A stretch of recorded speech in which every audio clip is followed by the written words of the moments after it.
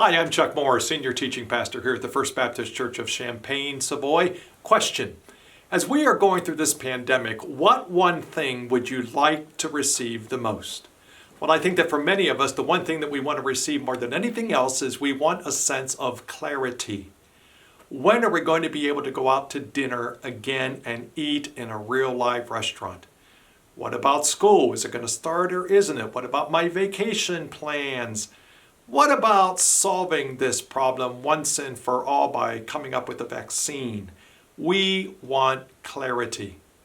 But is clarity really something that we need, or is it possible that we need something else?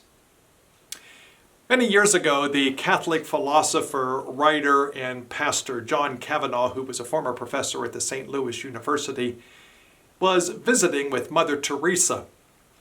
Mother Teresa asked Mr. Kavanaugh, "How can I be praying for you?" John said, more than anything else, "Pray that I will have clarity." Mother Teresa's response must have shocked him. She said, "John, I'm not going to pray that the Lord will give you clarity. I'll pray that the Lord will give you trust." "But you always seem to have such clarity," he said, to which she said, "I've never had clarity. God doesn't tell me 7 steps ahead where my life is going. He simply calls me to trust."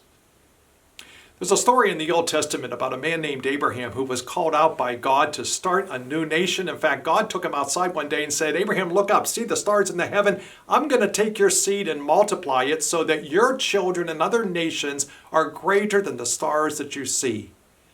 But he didn't say to Abraham, step 1, step 2, step 3. It wasn't as if he gave Abraham a GPS and said, "Here's your first direction, second, third, fourth, and fifth." He simply said to Abraham, "This is where I'm going to take you, but I'm not going to give you clarity. Instead, I'm going to ask you to trust." That's precisely what the book of Hebrews teaches us about the life of Abraham. The text says that Abraham said yes to God's call to travel to an unknown place that would eventually become his home. He had no idea as to where he was going. But as an act of faith, he lived in the country that was promised to him. He lived as a stranger camping in tents. Abraham did it by keeping an eye on an unseen city, the city that would be designed and built by God.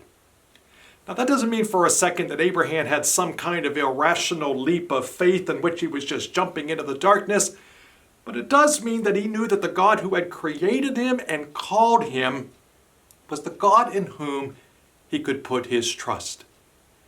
Maybe, just maybe, the reason that God doesn't always provide us clarity about the future is because if he did, he knew that we would have a tendency to put our confidence in the plan when he wants us to put our confidence in him, the person. So here's my question. Putting your confidence in a plan or in a person, seeking clarity or living with trust. Which is it with you? I'm Chuck Moore, and I'm just wondering.